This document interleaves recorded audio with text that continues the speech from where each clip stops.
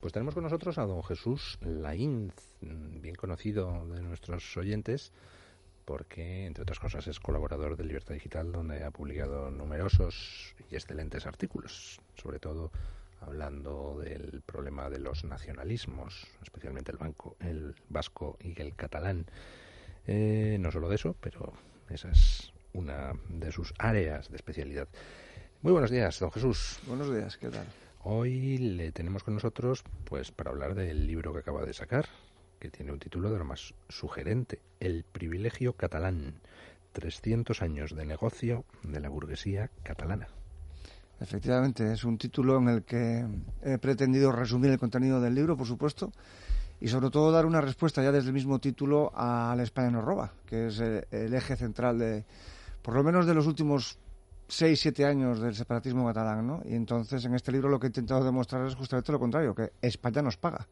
Y no solamente ahora, sino desde hace muchos siglos. Sí, y además nos paga y mucho. La burguesía catalana es ese ente curioso que lo mismo nos impone a todos los españoles una dictadura como la de Primo de Rivera, que se apunta al bando republicano si eso le puede traer beneficios, que luego recibe a Franco en volandas en Barcelona, vamos, como en pocos sitios se le recibía, y que después de la transición se hace nacionalista pues para seguir sacando pasta. El caso es, de una manera o de otra, sangrarnos a los españoles. Ojo, estoy hablando no de Cataluña, estoy hablando de la burguesía catalana, y más concretamente pues ese sector de la burguesía catalana tan, en fin, ¿cómo diría yo?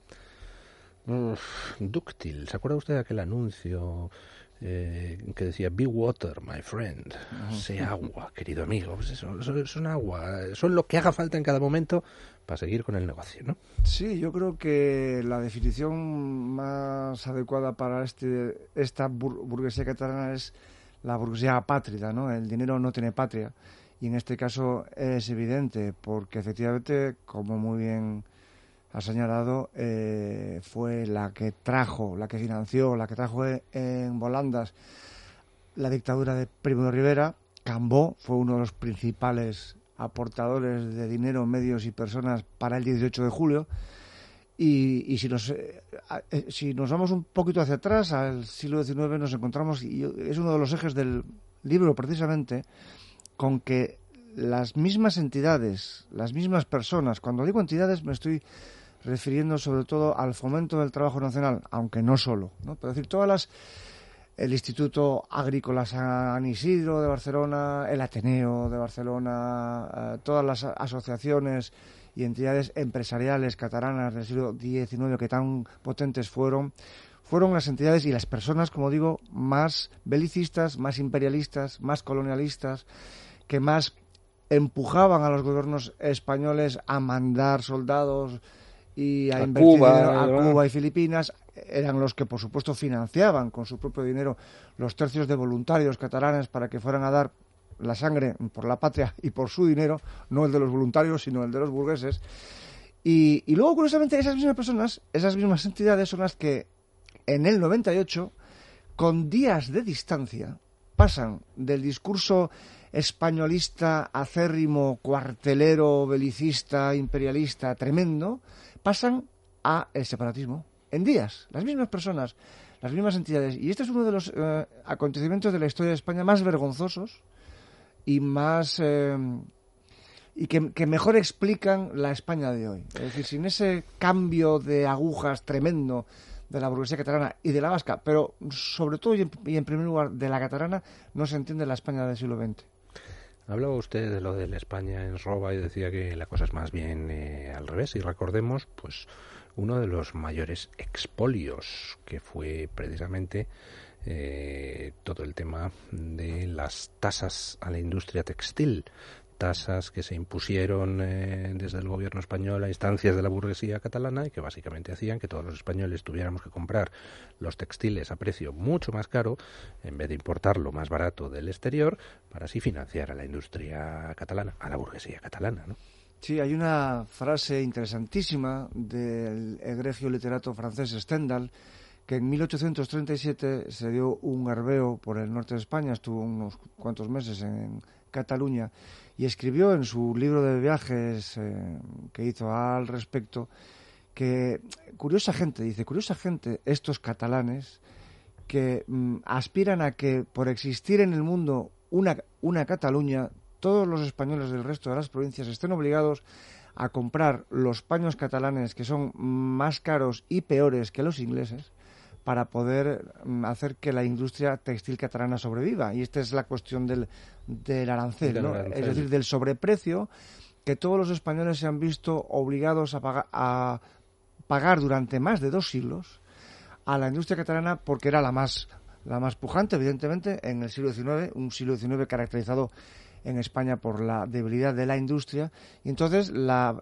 política proteccionista consistía en intentar tener el mercado cautivo, tanto el español, tanto el peninsular, como el colonial, como el de ultramar, que fue una de las causas, por supuesto, de la queja de los cubanos y los filipinos, ¿no?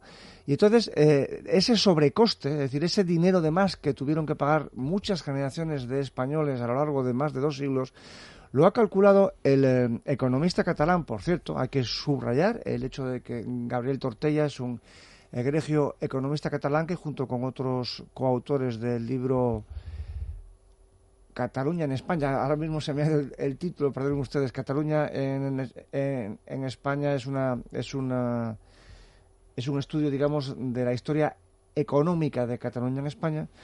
Y en este estudio fija, calculando todo este sobreprecio, todo este sobrecoste que tuvieron que pagar los españoles en unos 500.000 millones de euros, ¿no?, que los españoles pagaron a lo largo de 2 siglos para mantener la vida, la existencia de la industria catalana. Y este es un dato muy interesante que nunca se recuerda, porque a nadie en España se le ha ocurrido, nunca, ni se le ocurrirá jamás, reclamar a una región en concreto que devuelva el dinero recibido a lo largo de 200 años o más para proteger la industria local. Y ojo, proteger la industria local a costa de la de otras provincias. Porque otro dato muy interesante de la cuestión de los aranceles es que los aranceles son de ida y vuelta. Es decir, cuando uno levanta un muro arancelario es de ida y vuelta.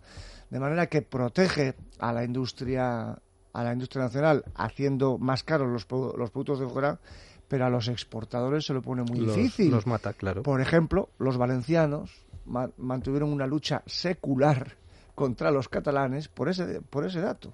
Es decir, porque ellos no podían exportar sus frutas, sus hortalizas, porque el muro levantado para favorecer la industria catalana les impedía a ellos exportar. Hay muchísimos otros casos. Por ejemplo, me viene a la memoria un caso sangrante que fue el del ferrocarril Valencia-Santander, que se construyó prácticamente Santander Mediterráneo. Se construyó con la idea de evitar que los barcos tuvieran que dar la vuelta desde el Mediterráneo por el estrecho de Gibraltar para dirigirse a Inglaterra. Se construyó el ferrocarril con la idea de conectar los puertos de Valencia y Santander y de esa manera acelerar todo el flujo de mercancías hacia Inglaterra. Se invirtieron cantidades astronómicas. Fue una obra de ingeniería adelantadísima a su época, y cuando quedaban 10 kilómetros, 10 para terminarla, por presión de la burguesía catalana y vasca, que veían que los puertos de Bilbao y Barcelona iban a perder negocio, se paró la obra, pero se paró completamente. Tremendo, tremendo. Es más, uno de los detalles más sangrantes es que lo que se hizo fue la parte más gorda. Es decir, horadar la cordillera cantábrica. Lo gordo fue eso. Y es más, hay túneles enormes. El más largo de ellos es el túnel de la Engaña, en Vega de Pas, que hoy en día es una vía verde, claro, no vale para nada. Y en Puente Viesgo, en mi provincia de Cantabria, hay muchísimos kilómetros de vía verde, que es el antiguo recorrido del Santander Mediterráneo, que nunca entró en funcionamiento. Y ese episodio del siglo XIX y primeros del XX... Y hasta con el franquismo, ¿eh? Sí, sí. Hasta con el franquismo fue cuando se paró ya del todo por presión de las burguesías catalana y vasca. Pero ese episodio yo lo volví a ver repetido en el trasvase, el famoso trasvase del Ebro, que pretendía aprovechar el agua que se tira al mar, porque se tira, aprovecharla para regar en el sur, donde se pueden generar pero decenas y decenas de miles de millones de euros en impuestos, simplemente aprovechando ese agua que se tira. Y de nuevo, por presiones de la burguesía catalana, entre otros, pues se paró esa obra que hubiera podido permitir el desarrollo del sur de España. Sí. Estamos siempre en las mismas, oiga. Tan en las mismas que la gran crisis nacional española, cuyos gastos se siguen pagando hoy, que fue la de 98, porque no les quepa duda, evidentemente, de que la situación que tenemos en España con el problema eterno separatista no es eterno, es del 98. Es decir, hasta el 98 no existió ese problema. Eran 4 folclóricos que les dio por reivindicar la lengua y no les hacía caso a nadie, como ellos mismos reconocieron. Cambó mismo, ¿no? En sus memorias dice que hasta el 98 no se comían una rosca.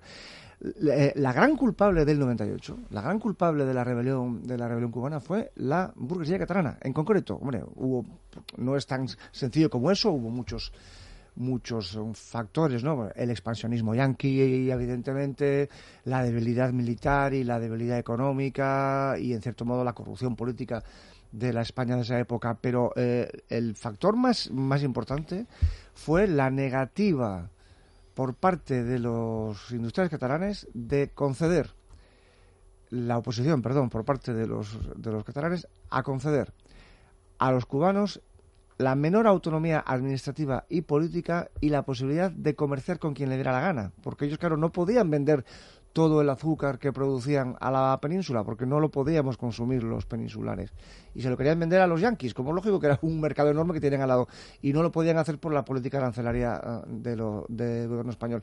Y la entidad que se opuso más férreamente a la concesión de autonomía política, de autonomía administrativa y de libertad de cambio a los cubanos fue el Fomento del Trabajo Nacional. Y la razón por la que estalla la guerra de Cuba finalmente en el 95 fue por eso, porque sencillamente se les estranguló económicamente a los cubanos para favorecer, por supuesto, no solo a la industria catalana, a la industria de toda la península, pero los gallitos, los abanderados. Los abanderados fueron siempre el Fomento del Trabajo Nacional y demás entidades empresariales catalanas.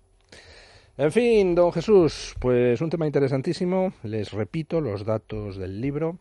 Autor Jesús Laínz, título El privilegio catalán, 300 años de negocio de la burguesía catalana.